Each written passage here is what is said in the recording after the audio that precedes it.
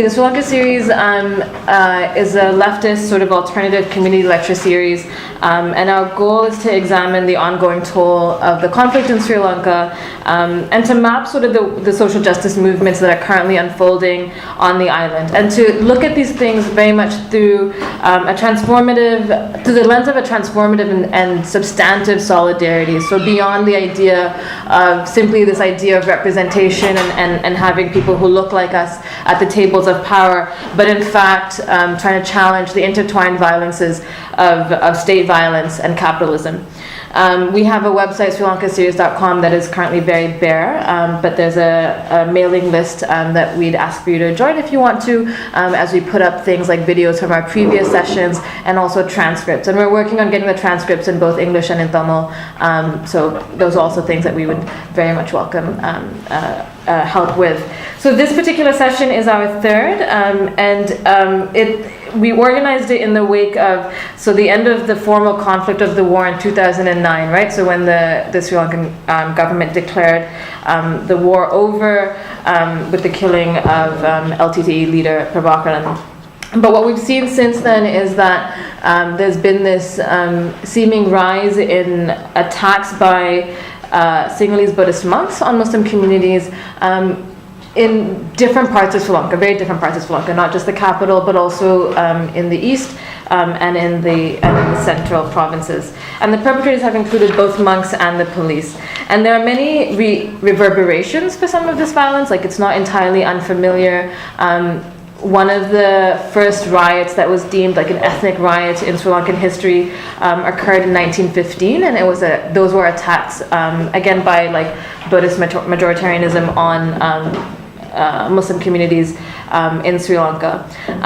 And also, obviously, these attacks resemble many of the attacks that preceded the formal beginning of the most recent war, right? So we're thinking about the riots against Tamil communities in Jaffna and in Colombo, and which sort of marked the beginning of the conflict in the 1980s. In this conversation today, we want to take a sort of comparative analysis and think about the ways in which this kind of violence speaks to the broader politics around majoritarianism broadly, not only in Sri Lanka, but also in India, which plays obviously a huge role in regional politics, but also the ways in which it reflects some of the racial tensions and racial alibis that have animated the war on terror here in the West. And then also to think about the ways in which people have, outside the constraints of the nation state, really looked out for each other historically and in contemporary moments. And so to take us through that kind of conversation, we have with us on Skype, Skyping in from a very ridiculous hour in Colombo, Dr. Farzana Haniffa, who holds a PhD in anthropology from Columbia University in New York. And she serves currently as a senior lecturer in the sociology department at the University of Colombo. And also with us in person is Professor Aparna Sundar, who teaches at the Asian Institute here at the University of Toronto, and her research is broadly focused on questions of democracy, citizenship, and social justice, with a focus on South Asia and the South Asian diaspora in Canada. So what we're going to do is, for the next little while, I'll just ask our speakers to take us through a moderated conversation. I'm hoping to sort of recede into the background before we open the floor for Q&A. So the first question I thought was maybe that both of you could start by telling us a little bit about what recent anti-Muslim violence has looked like in both Sri Lanka and India respectively. So Dr. Haniffa, maybe you could start us off with what's happening in Sri Lanka at the moment. Who are the perpetrators of this violence? What are their motivations, and how has the state responded? See, this thing about being people from outside versus people in the town, I think it was a bit of both, because there was clearly organization, right, in both instances. Can you hear me? Yeah, this is great. So it was clearly organized, because what I was saying earlier was that there's always some tension that emerges prior to the event, right? And in the Muslim community, it is, at least within the Muslim activist community, or even, the sort of people in those areas, it's really clear that something is going to happen, right? There's always an intervention to try and kind of mediate and make sure that nothing does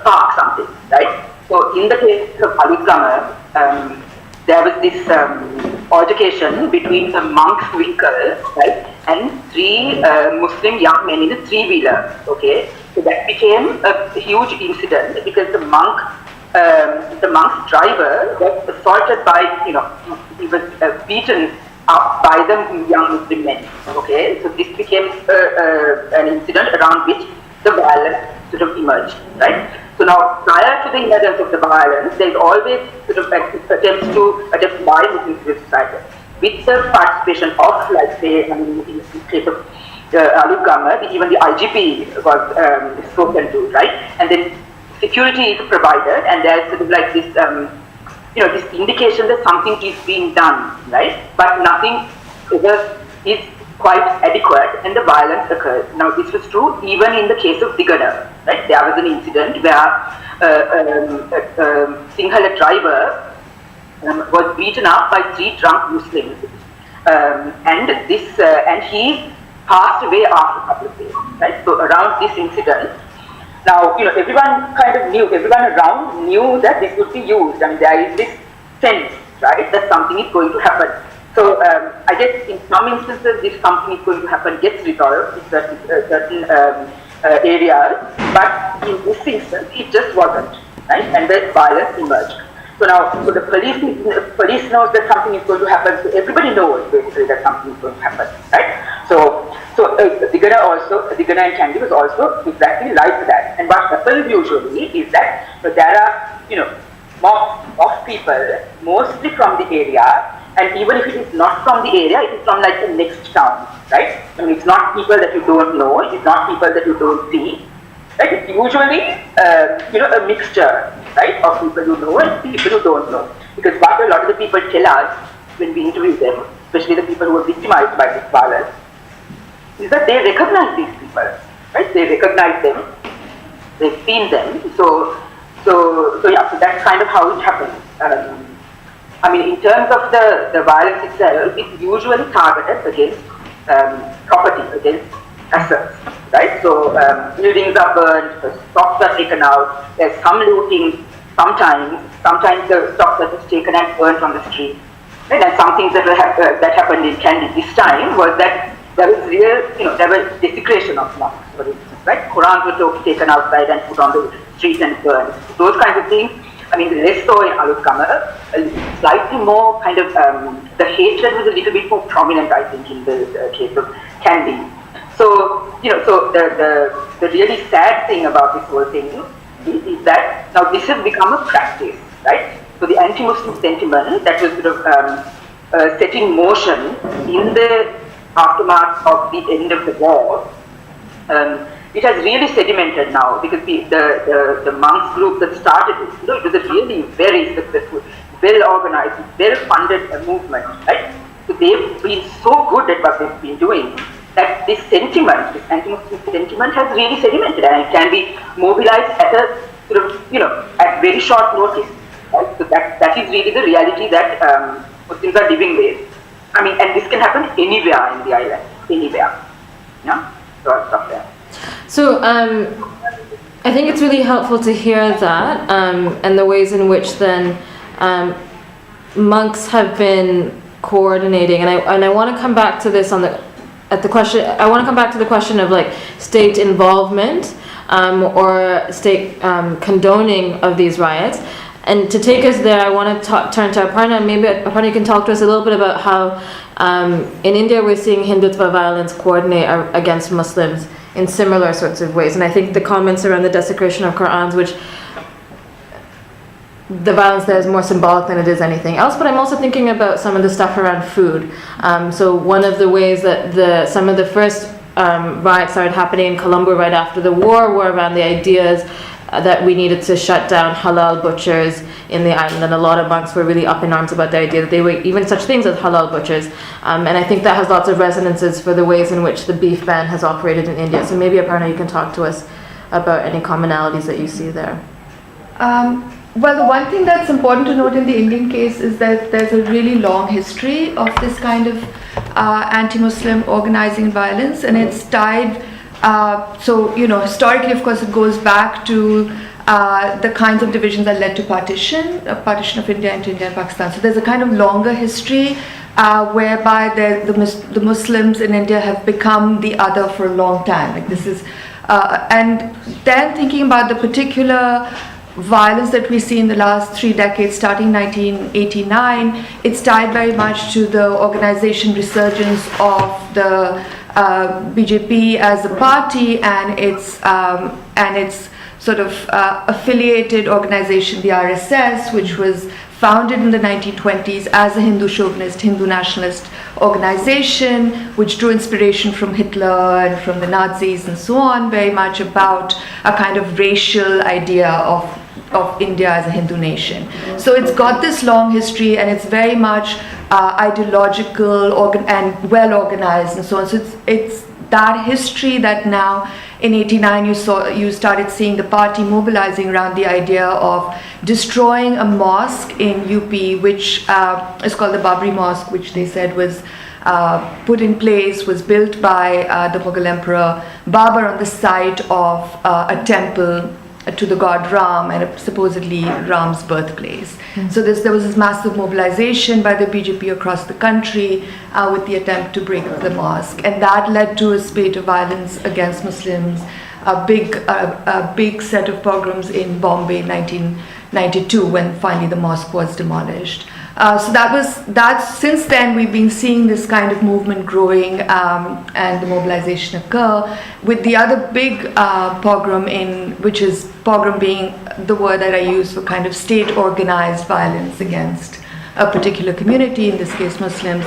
The other big case was in 2002 in Gujarat, where again, although it was portrayed as spontaneous and so on, it's very clear now, there's well documented evidence that the BJP government of Narendra Modi, who was then the chief minister of that state, was actually complicit, certainly allowed it to happen, but it was organized systematically with electoral lists telling people where the Muslim families were, and people who were involved in it were both various kinds of activists affiliated to Hindu nationalist groups, as well as, of course, various others who were paid and who were drawn in, poor people who were unemployed, etc. So it was a kind of orgy of violence that took place at that point, and 2,500 people killed in the space of 2,500 Muslim people killed in the space of a couple of days.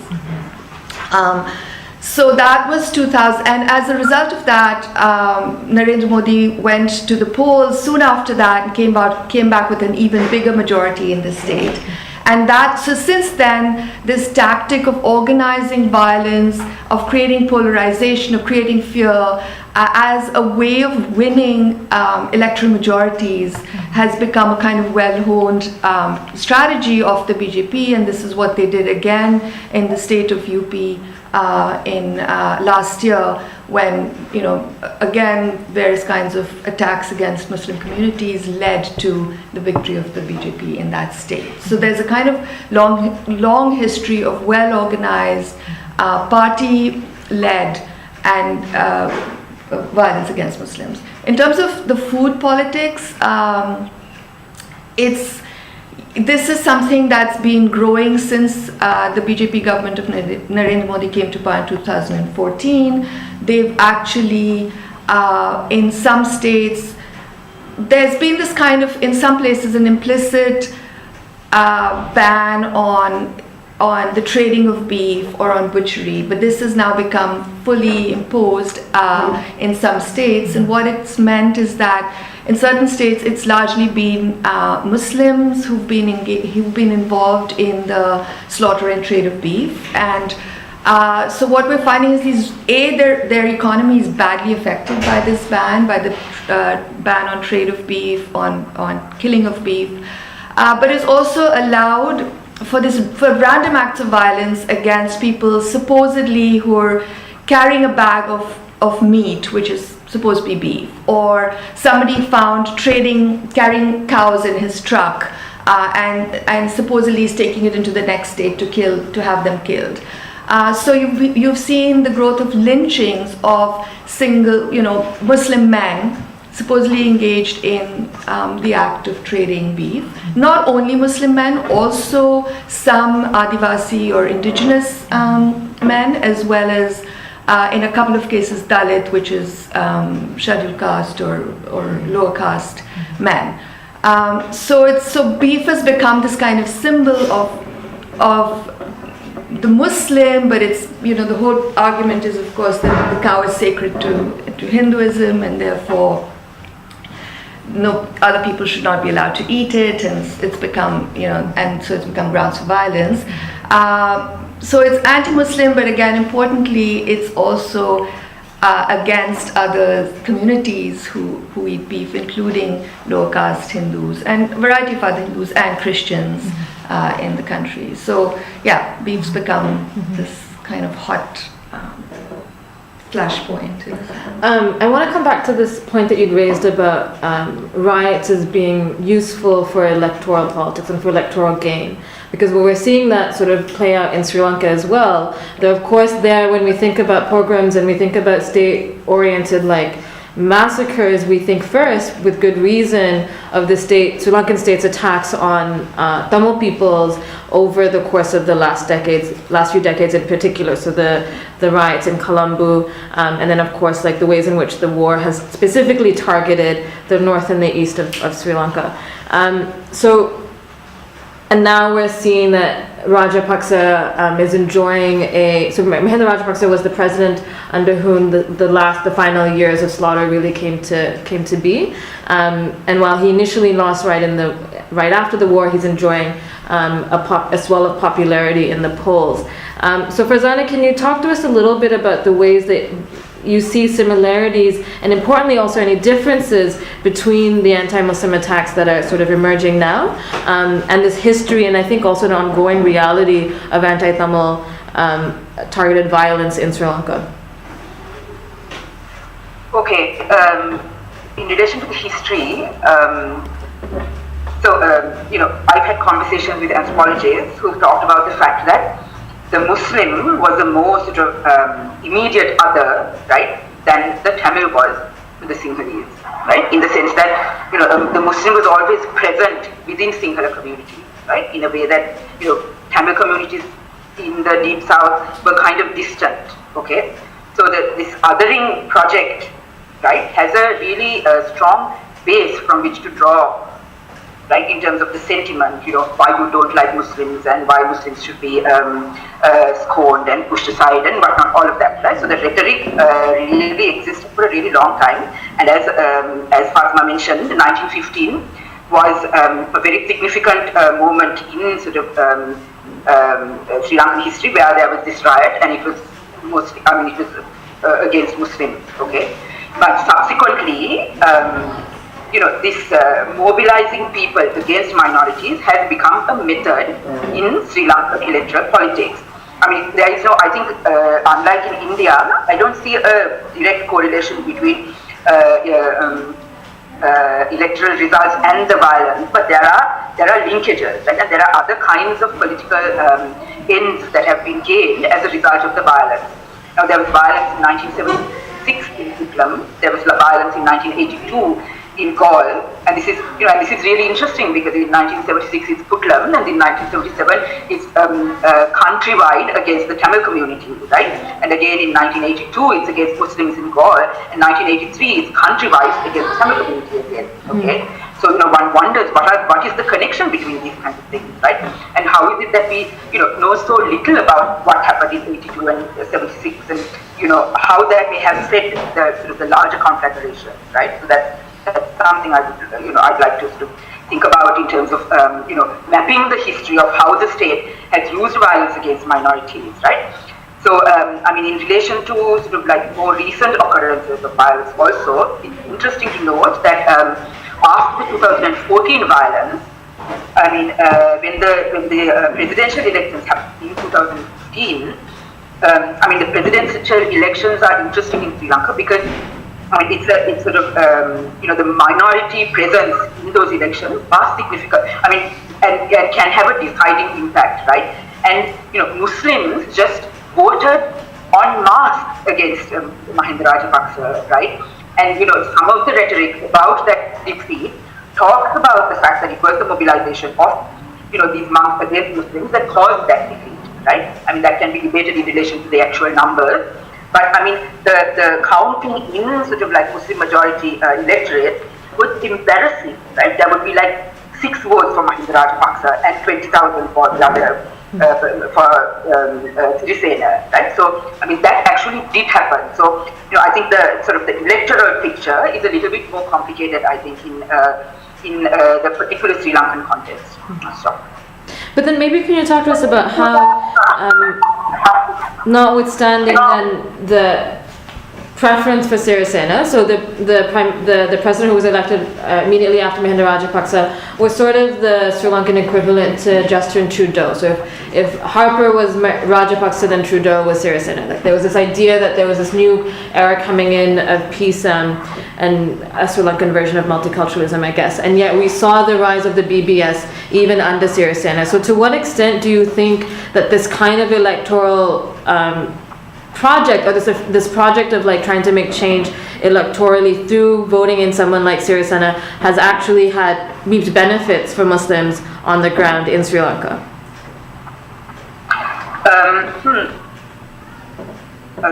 So the thing is that the kind of violence, sort of the quote-unquote riots, right? I mean, happen only with state sanction.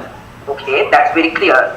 So, the rhetoric under which the Sirisena regime emerged, I mean, sort of convinced all of us, at least that for that particular time, none of this kind of violence would occur, right? Because there was talk about, reconciliation and going forward and all of that. Although I have to say that that was really not the sort of the primary push against the Rajapaksas at that time, right? The primary push against the Rajapaksas at that time was their corruption.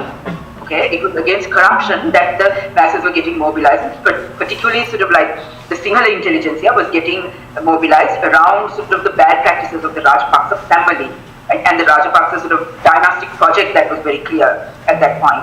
So, so the reconciliation rhetoric was there, but it was sort of a sub-theme. It wasn't really the main theme around which, politics is organized, okay? But at the point that Rajapaksa was defeated, when it seemed really impossible to shape kind of the institutionalization of the Rajapaksa regime, when it felt like it was impossible to sort of like dethrone them in some sense, right? And when it happened, it felt like anything could happen. It felt like any progressive project could be successful, right? So we all kind of, did reconciliation and all sorts of things, in support of the regime as well, without really understanding that, that a lot of the structures that enabled, anti-minority politics and agitation and all of that were still in place, right? So, as a result, now, for instance, I mean, the police is almost entirely Sinhalese, right? The administrative structures almost entirely Sinhalese with very minor minority presence, right? So under these circumstances, I mean, it's very easy for anti-minority politics, anti-minority sentiment, and discrimination against minorities to just go unchecked, right? Because the institution just allows for it. So I mean, unless all of that is changed, there isn't that much that is going to change. But having said that, it is also important that, I mean, clearly, that the regime embraces a particular politics that requires these kind of changes, right? And the Sirisena government looked like it did at the beginning. It doesn't anymore look like it does, clearly. So I think your comments about structural reform, or like the need for a structural embrace of to challenge the anti-minority sentiment is important, and I think it makes me think about how we have these two countries, India and Sri Lanka, and the things that make them different are, to my mind, are the things that make them very similar. So in Sri Lanka, we have a context where, in the context of the conflict, the minority community is the Tamil community, a largely Hindu community, and they are the ones who are primarily under attack, or have been over the course of this war. And then we see in India a Hindu majoritarian government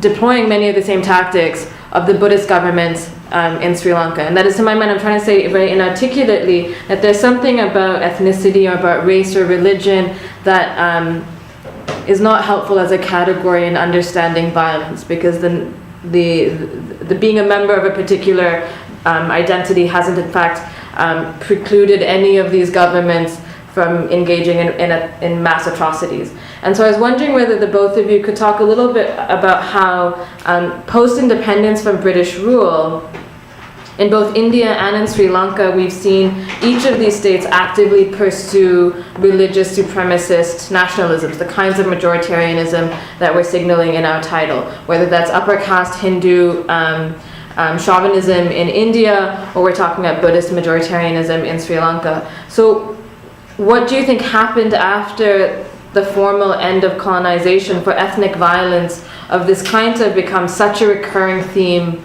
throughout this particular landscape? Like, what is the connection between this kind of representative democracy and the kinds of ethnic violence that we continue to see? And maybe this time we can start with Aparna and your thoughts on the Indian context, and any sort of thoughts you might have that translate to the Sri Lankan context. Well, first of all, I don't think we can date it only to the beginning of representative democracy, because certainly when it comes to the use of identities as forms of identity, the use of identities to govern and to rule, this is a strategy that dates back to colonial rule, right? So that the very act of censuses, of labeling, of creation of groups like the Hindus as a category is a colonial category. The creation of certain kinds of caste identities is very much hardened by colonial administrative processes. And even the kinds of politics that eventually led to partition came out of colonial rule. So that this is not something that happens only with the establishment of representative democracies. But yes, definitely the need to build majorities through elections then sets in place a kind of logic of the need to create majorities of some kind, right? So you're always trying to figure out what kind of identity base you can use to create a majority. And that's where it plays out that in different places you'll find different kinds of groups becoming the majority or the minority. So representative politics, in Indian states, for instance, you'll find other kinds of minorities and majorities around linguistic lines being created, often for electoral purposes.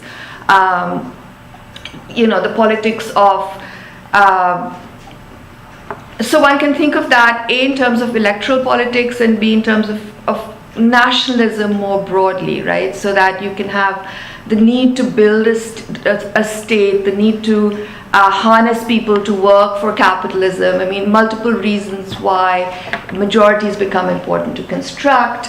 And again, ethnicity and race or religion or language can play a role in that as well. So not always immediately for the purpose of election, but much more long-term and insidiously for the purpose of constructing a strong state and constructing a security state and so on.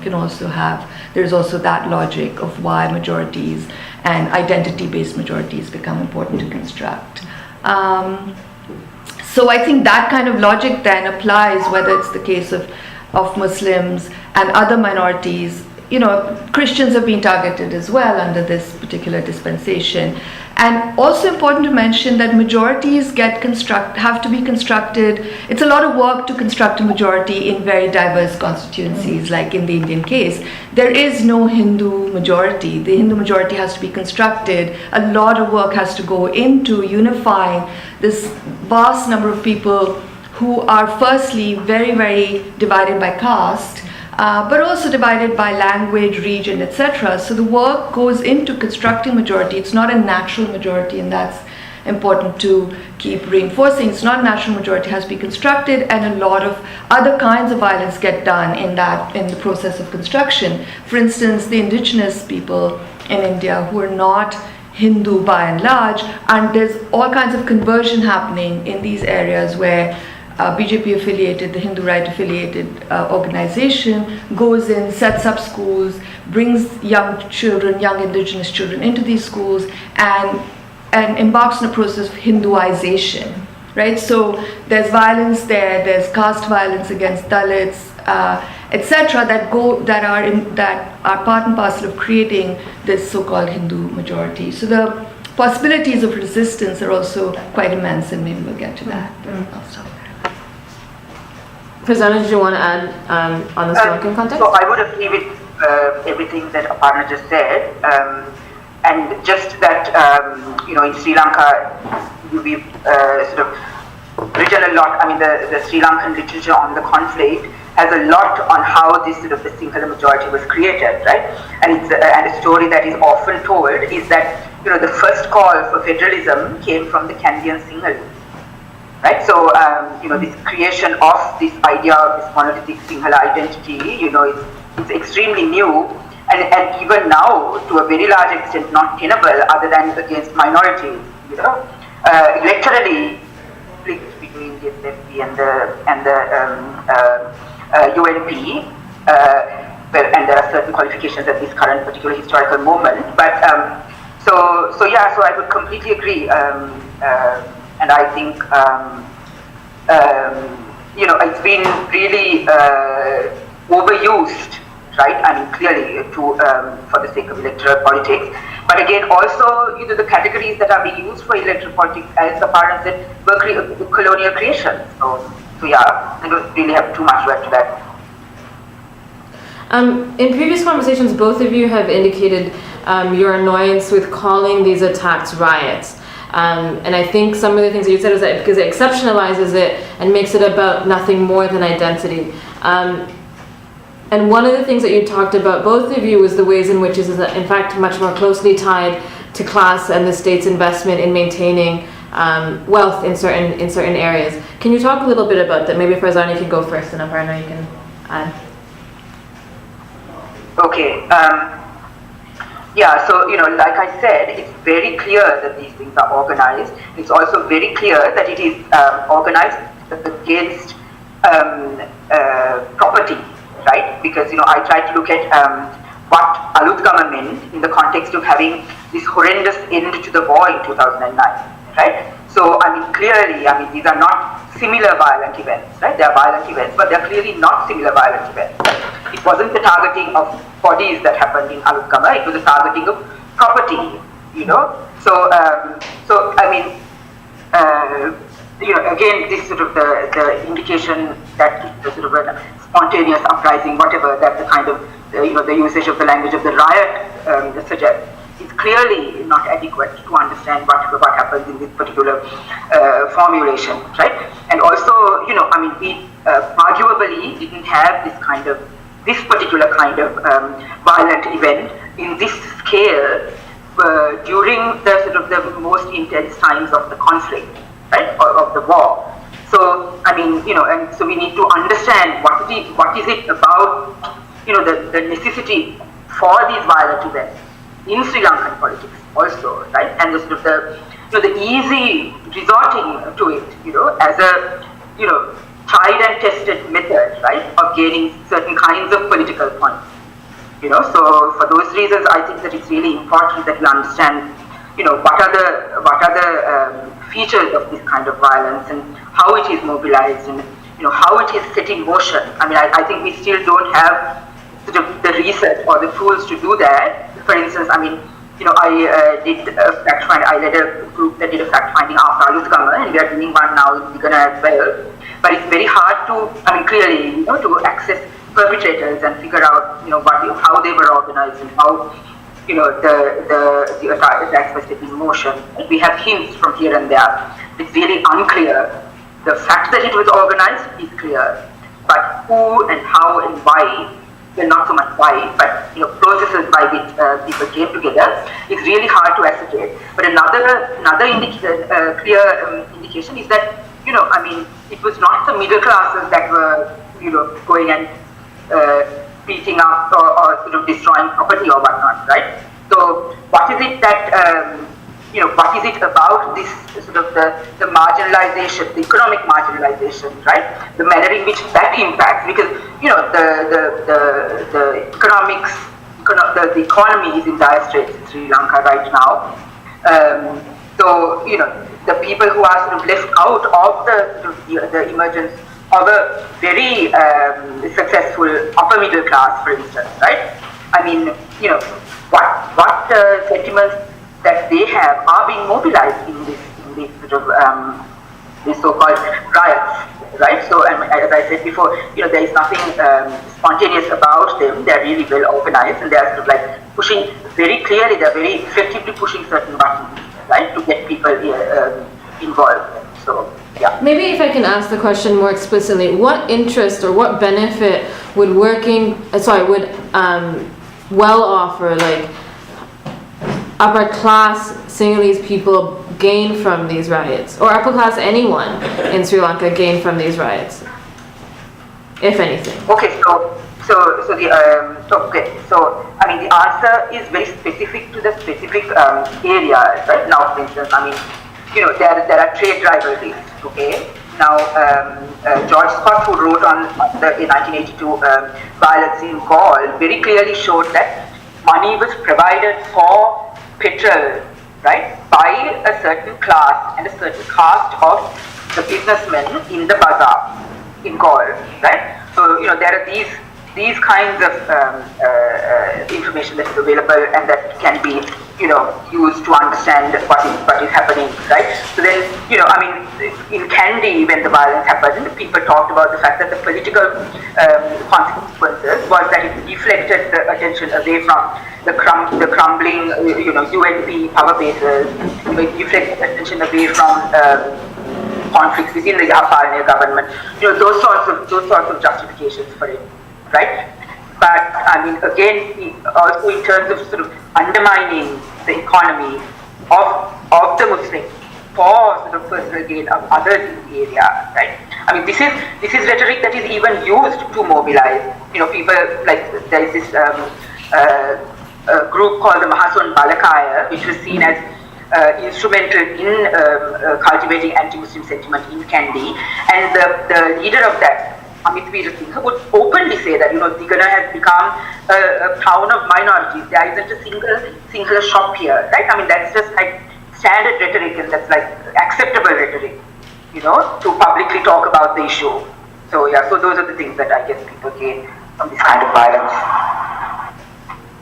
I'm not sure that the anti-Muslim violence in India, it's not a sort of clear-cut argument about violence against property in that sense. There have been cases, certainly the big outbreak of violence in Bombay in 1992 was very much about clearing some slum lands which in very high value parts of central Bombay. And some of that is true in Ahmedabad and Gujarat as well, where the lands, a lot of the Muslims have now been moved into kind of camps outside the city, and that land has been developed as kind of recreational land by the side of the river. So there is some of that kind of the riots serving the purpose of real estate, but I think it's more complicated ways in which this kind of violence benefits a kind of larger capitalist structure. So I wouldn't say that middle or upper classes will directly see benefits coming from this kind of violence, but really in many ways some industrialists, some capitalists are okay with whatever a party like the BJP does to get into power, because the BJP is going to then open up a lot of land, sell them land for free, destroy labor laws, destroy environmental legislation. So the BJP is pro-capital, and so whatever it does to get into power is fine. So it's acceptable in that way. But it's not only the BJP that's used this kind of violence. I mean, I didn't mention the other big pogroms in India, which were against the Sikhs and carried out by the Congress party. So just to throw that in. So that's one thing, which is just to bring in a party that is sympathetic to sort of capitalist interests. The other is kind of the distraction politics of any of this, which is when there's so many other burning issues. There's massive agrarian crisis in India. There's a huge crisis of joblessness and lack of livelihoods. There's poverty is an ongoing problem. So there's multiple socioeconomic problems, and this is one way then of turning the attention away from them and towards the politics of identity. And so it always successfully serves that kind of project, which is then you don't sort of question why there are not more jobs and why there's an agrarian crisis and so on. So I think in those kinds of ways, this kind of politics of violence and identity can further class interests. But it's also worth noting or worth saying that there's a kind of fine balance, because of course there's multiple capitalists ranged on all sides, and some of them are actually fearful that once the rabid right wing gets the upper hand, or if there's too much of this violence, then that can also scare away foreign investors and so on. So you don't want a country like India that sells itself as the world's largest democracy to become seen as the world's largest anarchy. And so there's a fine balance, and the government has to also watch that. So it's, to me, not a clear-cut kind of relationship, but a much more complicated one between the interests of capital and this kind of politics. Do you see anything like that in Sri Lanka, Farzana? Like the kinds of connections that Aparna is sort of drawing out between capital more broadly than simply direct economic benefit, but also this question around the fear of an excess of violence that might in fact then deter a capitalist project of making Sri Lanka a site of one of the things that's becoming really famous for is like tourism, or has been for a while, and we see that accelerating. Oh no, we've lost your volume. One second. Why would that happen? Have you turned your mic off by any chance, Farzana? We can't hear you all of a sudden. Hello? Yeah, that's great. Okay. Yeah, so I couldn't really hear Aparna too well. So I think what I understood from your sort of interpretation of what Aparna said, right, that there are sort of larger structural issues in relation to capital that impact on the issue, and I would agree, but there's some going on in Sri Lanka at this moment, right, where it seems because for me it was also, I struggle to understand how people because there were factories that were burned in Alutama, and the way in which people articulated their own understanding of how the state was supposed to sort of protect the capitalists, right? And what was the state doing? The state was sort of getting together with the Lumpens and sort of burning the property of the capitalists. What was going on? I mean, that was sort of a real kind of crisis for the capitalists, actually, right? And then there were all these people who were saying that the state is telling us, I mean, this is a direct quote almost, right? The state is telling us that the Muslims can't succeed in this country, right? So there is a sort of a conflation of this ethnic politics, right? The advantages that can be gained through the mobilization of ethnic politics seem to not have trumped the needs of capital, to the extent that many of the sort of the larger capitalists within the society may want, right? But I just so I'm finding it a little bit difficult to sort of understand exactly how capital functions in Sri Lanka, right? In that sense, because this ethnic incitement politics is still a successful business model, right? In Sri Lanka. Still a successful business model in Sri Lanka, and this correlation with property is just really clear, right? It's really clear, and it's regardless of the fact that we want to be this quote unquote South Asian success in relation to capitalist development in whatnot, there is still this the anti-minority sentiment that was cultivated by the conflict, right? Where you don't let anyone who is not Sinhalese sort of raise their heads beyond a certain point, right? That seemed to be so kind of easily mobilized, right? So that, for me, is therefore being used. I mean, maybe it is in terms of the short-term gain, okay? And maybe, the capitalist classes that can sort of influence the state to do other sorts of things to sort of deal with minority interests and not sort of destroy the possibility of capital. I mean, they're not quite as successful, or that rhetoric is not sort of asserting itself affect these kinds of situations positively. Well, I don't know if positive is the word used in this instance, but in that sense. But I just feel like I'm missing something that Aparna said, so yeah, I'll just leave it at that for now. One of the things that stands out from your comments just now is this assumed or perceived conflation between Muslims and like capital. So one of the stereotypes that we often hear in the context of these new riots is that, you know, Muslims are business people who have been working closely with the state, who have been benefiting in a lot of ways, who have also betrayed, in fact, other minority communities by working so closely with the state. And so that's a common trope that we encounter in the media. And I'm curious about your thoughts then about what that does for Muslims who, in fact, have lived in places like in the north and the east in particular, or Muslims who were forcibly moved to Puttalam in 1990, and the ways then in which there are a significant number of Muslims who have not had that access, who have not had that kind of access to capital, and who have also, you know, we know have a history of engaging in various kinds of anti-state mobilizings of various kinds.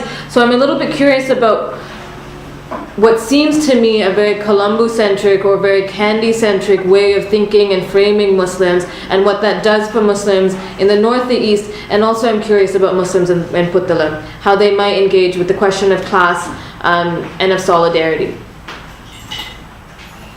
Okay, so yeah, I mean, clearly, right, the Muslim community is stereotyped as being wealthy, and I think that is partly what motivates this sort of like the attack against properties that are happening in the south, right? So that's a clear stereotype, and clearly, I mean, without a doubt, as you say, that is not the Muslims, right? I mean, not just in the north and east, and well, not just in the north and east, and not just among the expelled Muslim population. Who were expelled from the northern province, but I mean even in the south, even in Colombo, even in Kandy, even in sort of the deep south, in Alutgama and places like that, right? The entire Muslim population is not wealthy. I mean, the entire Muslim population is not capitalist. But I think, you know, part of this targeting of Muslim capital emerges from this stereotype that prevails, right? And the stereotype is everywhere. I mean, you know, political parties mobilize on the basis of that stereotype, right? So, you know, the BBS also has rhetoric. We talk about, you know, the Muslim is the businessman, right? The Muslim is the entrepreneur, whatever. So, I mean, regardless of the fact that the Muslim is also the three-wheeler driver, and the Muslim is also the laborer, and the Muslim is also the Natami laborer who carries the, you know, the sacks of whatever in the markets in Petar, right? I mean, regardless of all of that, which is also quite well known, right? The stereotype is that the Muslim is wealthy, okay? So now, I mean, in relation to the struggles of the northern Muslims and the struggles of Muslims in the eastern province, for instance, right? I mean, these kinds of things don't get talked about in relation to what is happening in the south now, right? I mean, if the north gets talked about at all, it's in relation to, you know, this one minister, Rishad Bajuddin, and the alleged kind of encroachment of Rishad's sort of settlements, Rishad-led settlements of northern Muslims in sort of forest land in the north, right? So that is the way in which it gets talked about. I mean, it's not about the displacement, it is not about the sort of 25 years of being outside of the north, it's not about like struggles to return, it's not about the loss of education, it's not about the loss of, you know, economic backing, you know, none of that gets talked about in relation to the northern Muslims. You only get talked about the fact that they are all going back and encroaching on state land and encroaching on the forest, right? So, and that is also seen as, you know, one other thing to hate Muslims for, you know. So it's actually a real problem in that sense, right? I mean, it's you know, undermining any kind of work that can be done, because, you know, what sort of Muslim society seems to be doing is also trying very hard to sort of counter those kinds of stereotypes, right, that feed the anxieties of the Sinhalese in the south, and not actually lobby for sort of like better opportunities for the people in returning to the north, or, you know, having difficulties in the east, right? So, I mean, it also must be said though that even in the east, right, sort of the Tamil Muslim tension, right, And also in the north, the Tamil Muslim tensions are getting sort of heightened in the context of the Sinhala Muslim tensions in the south. So I mean, it's really, the future looks really dire in this particular kind of particular historical moment, right? Because the possibility of, I mean, it's dire not necessarily that because the Muslims may be targeted, but the possibility of what the future holds for Sri Lanka, right, for all communities is really sad, right? And the fact that the anti-Muslim sentiment, the fact of like framing these as something that Muslims deserve to have, right, at the level of schools, at the level of sort of like newspaper articles, those kinds of things, precludes an understanding of the fact that our institutions are eroding, right? That law and order and all of those things are eroding. I mean, we don't understand it in those terms, right? So that's really, I think, the tragedy of Sri Lanka at the current moment. So I think I'm just going to ask one last question before opening it up to the audience, and it takes me back to a thing that Aparna had said earlier about the possibilities for resistance, where we're seeing this sort of false construction and really forced construction of majority identities, and also something that you had just said, Farzana, about the failures of Muslims, sort of the failure or the limits of a South-based politics when it comes to Muslim responses in Sri Lanka, a politics that then leaves to the wayside and ignores Muslims and other interests outside the South, in the North and the East in particular. So maybe can you talk to us about, first maybe Farzana and then Aparna, about where you see potential for change or for some way to stem some of the structural elements of this violence, that not simply just the band-aid fix of reacting to every moment of violence, but something that might be a bit more systemic in the long run. And it need not be Muslim specific, and I think maybe in these conversations cannot be simply Muslim specific, but rather touching on some of the ways in which these tensions emerge, not only when it comes to Muslim relationships with the Sinhalese communities, but also Muslim relationships with Tamil communities in the North and the East and throughout Sri Lanka, really. No, so my position is that we need transitional justice, right? I mean, it is the failure of the project of transitional justice, right, that made all of this possible. And for me, the biggest tragedy in relation to like my sort of activist colleagues is that we are not seeing this linkage, right? We are not seeing the linkage that, the fact of like not addressing the issues of, accusations of war crimes, accusations of, the horror that was the war, right? But is giving place to all of these things that are happening in our country right now, So for me, it's just dealing with the conflict is uppermost, right? Dealing with the conflicts is essential. Understanding what we mean by reconciliation is essential. That is where we need to go. That is one thing, and also looking at, what is the sort of what kinds of structural inequalities are being exacerbated by this neoliberal economic project that the UNP and even the Rajapaksa regime is on. Without any kinds of checks, without any kinds of sort of monitoring by the government, right? I mean, there are these plantations that are run by multinationals that shut down overnight and leave, right? Leaving like people in the lurch and the sort of the degradation of the environment, and no one is held accountable, right? So these are the things we need to deal with. I mean, at a sort of an immediate level, I think we need to deal with sort of the anti-Muslim sentiment, and I think the government needs to do something to sort of like counter the sort of the raging kind of rhetoric, right, that prevails right now. But that is just like on the surface, right? I mean, the more fundamental problems of the economy and of sort of ethnic relations that have completely deteriorated as a result of the conflict, right? I mean, these are things that we need to show down. I mean, are we just going to forget that we had this horrendous 30-year history and think that everything is going to be fine? I mean, that is that is a fantasy that a lot of people have in Sri Lanka right now, right? I mean, clearly not this audience, right? But in Sri Lanka, I mean, like we have meetings at which sort of entrepreneurs talk about the North, and they talk about the fact that, people need to move on now, right? And I mean, without any sort of sensitivity to what people are thinking of moving away and moving on from, So this sort of like tragic under-realization or non-realization, right, of the fact that we need to account for what happened to us as a country for 30 years, right, for me is really the heart of the problem. So, it's very clear that it's not about sort of very Muslim-specific band-aid solutions that we need, right? It is a much more fundamental addressing of, the horrific history that we've had, right? I mean, the horrific violence that is emerging is not sort of something that doesn't have deep roots, right? And as a community and as a society, the fact that we are not realizing that, is the tragedy of this country at this moment.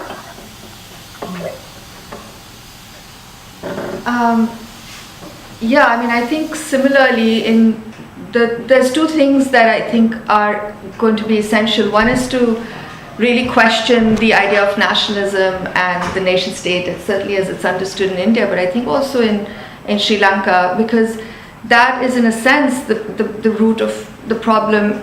Right now what we hear a lot of is the language of the nation as represented by the state and as represented by certain parties, and anyone who's dissident or anyone who's a minority in any way, whether you're a kind of ethnic minority, religious minority, or a kind of ideological and political minority, you're being othered as anti-national. I think that's really a kind of source of both a problem in that, Kashmiris are anti-national, the people in the Northeast are anti-national, people who eat beef are anti-national, people who don't stand up to sing the national anthem are anti-national, etc., etc. Women who wear, short skirts are anti-national, or who don't wear. So really, there's a need to question what this nation is and who makes up the nation, and how do we actually recreate or rethink the idea of the nation in ways that are actually much more, either not think in terms of a nation or think in terms of a nation that is ultimately much more diverse and inclusive. So there's a lot of work there, but that's where there are all kinds of alliances being made in the Indian context. So there's new movements of Dalits, and the Dalit Ambedkarite left movements are coming together. There's movements that are Dalit Ambedkarite, Kashmir Solidarity, and so on, movements that are actually bringing together a number of these kinds of exclusions and questioning the idea of the nation. And the other is, I think, that we have to think about what democracy means. And clearly, democracy has become so much about electoral politics and numbers, and we're not thinking about democracy as equality and as rights in terms of economic rights. So to me, democracy is also about thinking about what capitalism means, because it's a profoundly undemocratic system, which is exclusionary, which is exploitative. And so, that too, one can use the language of democracy to think about forms of inequality and exclusion that include exclusion through